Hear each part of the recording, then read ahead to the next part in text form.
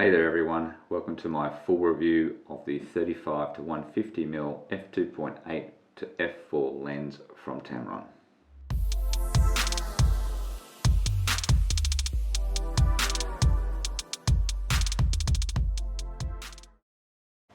Now, a quick reminder for those of you looking for all the technical specifications of this lens, please check out my earlier video where I've done an unboxing and go through all the technical specifications. So this is more of a review and what the images physically look like. So for this review I headed out to Australia Zoo. So why Australia Zoo? Well, I really think this lens is built for the enthusiast travel photographer. In particular, Tamron has marketed this as six portrait lenses in one, but I really think it has a dual purpose as well. I think this is really versatile, this lens, and so I took it to the zoo because I think this is where this lens would shine. I carried it around with me for most of the day, had no problems with the weight whatsoever, so it's quite light to carry around, had no issues whatsoever carrying this around, so that was really good. For this review I used a Nikon D810 throughout the day, so any images that you see with this lens, it will be paired with the D810 from Nikon as well. So let's get stuck into the review.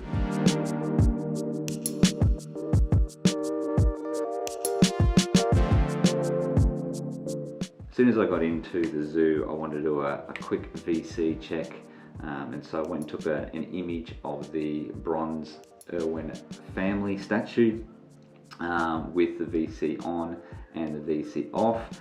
So let's have a look at that now. So you can see here, we've got the Irwin family here. This is with the VC on. This is at ISO 64. 62mm at f18. I want to get into f18 to really slow the shutter speed down, so the shutter speed's at 1/4 of a second, and you can see here it's very it's quite sharp. If I zoom in, it's not perfect, but it's not too bad. But if I can compare that to an image with VC off at 1/4 of a second, so I've turned the VC off here, and then that's VC on, so you can really see the difference with the VC. So Tamron's have made a really good step forward with the VC with this lens. I can't fault it whatsoever. The watch out for me is though for landscape photographers. If you leave the VC on with long exposure shots, it will wreck your images. I have had that happen to me. I accidentally left it on for a couple of images and it did ruin my shots. So I'll show you what it can do when you leave the VC on. Alright, so you can see with this shot here, I'll give you a rundown of what the settings were. This is ISO 64 at 60mm at f11 and it's 13 seconds. Now if I zoom in into the middle of the frame here at 1:1, you can see how really nice and crisp it is with this image. You can see the Tamron wording here. It is absolutely tack sharp, so it's really impressive how sharp this lens is to start with. But now if I move this over to the shot here where I've left the VC on, so again this is a 13-second exposure mounted on a tripod, exactly the same thing, and I've left the VC on. So you can see here, if I zoom in, you can't even read the words now. So what's really happening is the motor inside the lens here is causing the vibration. So do not leave the VC on while you are taking long exposure shots. As you can see here, it does ruin your shots. Alright, once going through the zoo, as soon as you get into the entrance, you can see a few birds of prey. So there was a keeper there with an owl, which I went and took a couple of shots on. So really found that the lens performed really well. It's really nice and sharp in the middle of the frame in particular. So let's have a look at these shots now.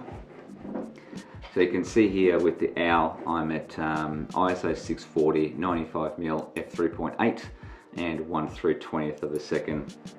Really nice and sharp here. And if you zoom right into the eyes here, look how sharp that is. You can see the individual feathers there.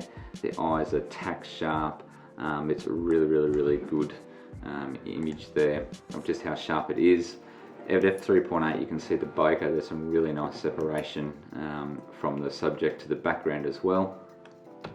And then if I zoom in at 150mm, again you can see the bokeh.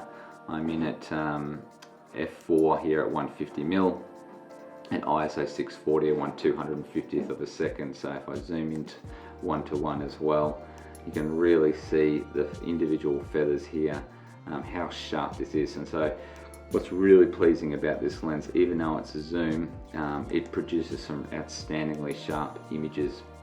So from here I went and took a few photos of some kangaroos at the zoo there. They just roam freely in an enclosure. So it's quite good to get nice and close to the animals and take a few shots. So let's have a look at that and see what those images look like. So here's an image that I've taken at 35mm. So this is ISO 1250 at 35mm, f5.6 at 1/200th of a second.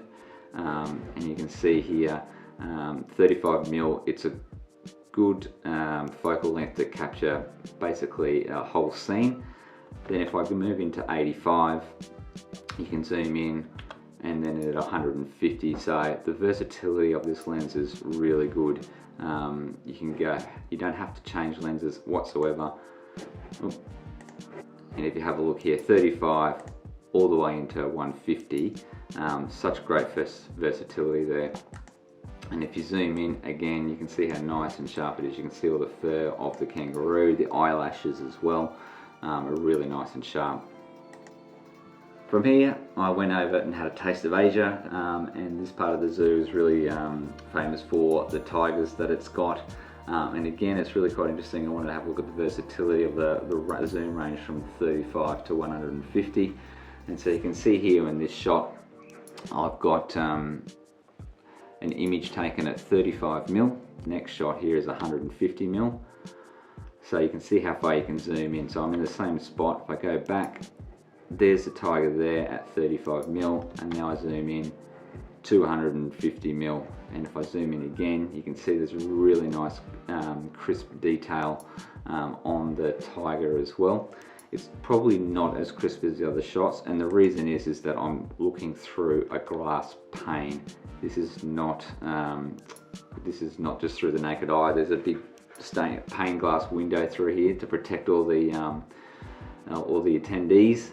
So this is through a pane there, but really good. You can capture a 35 and then all the way into 150. It's quite amazing. So looks really good. Here's another shot again of a tiger. Again through some glass, but really nice and crisp.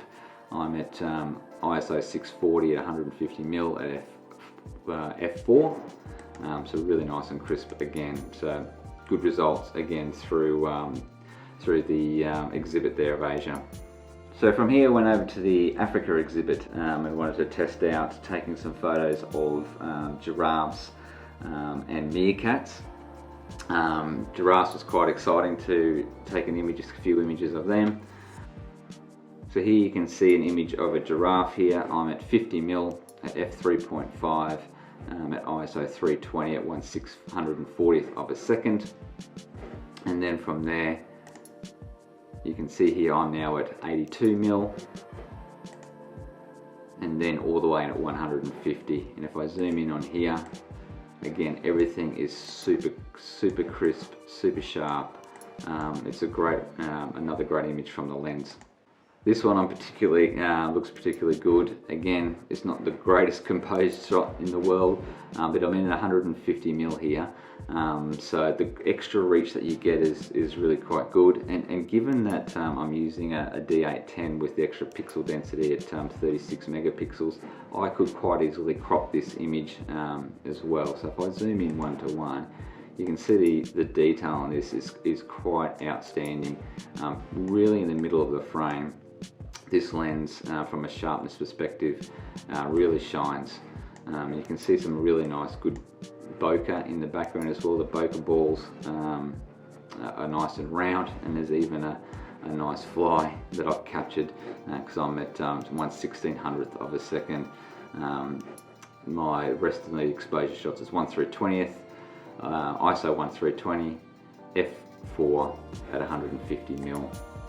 So speaking of bokeh, I did do a few test shots here before I went out and visited the zoo, just to show you the separation for all the way from f4 at 150mm out to about f20.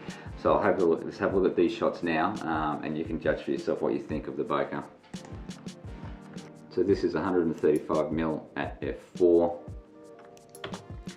and then f5, f6.3, f7.1, f9, f10, f11, f14, f18. So what do you think of the bokeh then from those test shots? So for me, I think it's a real strength of Tamron to have this software built in this lens to really help create additional bokeh that feels more than the f4 that it gets down to at the long end of the lens. I think it's also a little bit of a weakness. The software that it is using for this lens, I think, can be a little bit harsh. So the transition from in focus to the out of focus bokeh, I think, is not quite as smooth as a natural prime. Those prime lenses seem to transition from the really nice sharp images to the background of the bokeh really nice and smoothly. The transition is smooth. With this, I think it can be a little harsh in the studio. Saying that though, when I took it out into the zoo, I didn't really notice that though. So again, the lens performs outstandingly from a bokeh perspective and also from a sharpness. Finally, I went and visited some meerkats. They're my favourite animals, I suppose, at the zoo. They're quite cool to look at. Again, just wanted to test the lens and see what it was like, so let's have a look at some of those images.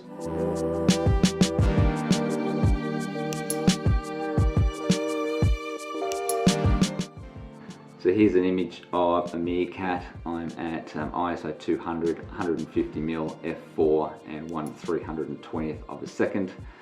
You can see the separation here from the in-focus meerkat right in the middle of the frame to the out of focus blurred background. You can see the bokeh balls look particularly good too. They're nice and round, and if I zoom in on the meerkat at 1:1, you can see again this tack sharp.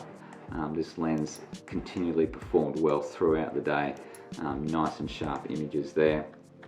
Next shot over, I tested out the autofocus. Firstly focused on the meerkat in the background.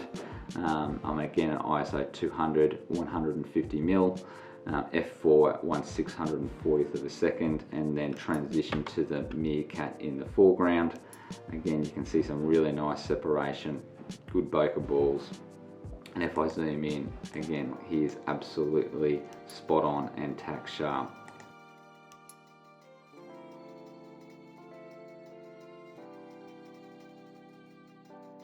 In summary, I think this is an amazing lens. It's super versatile. It doesn't weigh a lot. Like I said, I carried this around the zoo all day. It didn't get heavy at all. From that perspective, it's great to carry around with you. The overall sharpness of this lens is just outstanding, especially in the middle of the frame. I found it can get a little soft towards the edges, but that again is just nitpicking. The VC is really good on this.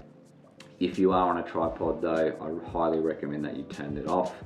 But overall, this lens has been outstanding, and I'll use this on a daily basis. It's really good. So thanks for that, guys. I hope you enjoyed, and I'll talk to you next time. Bye.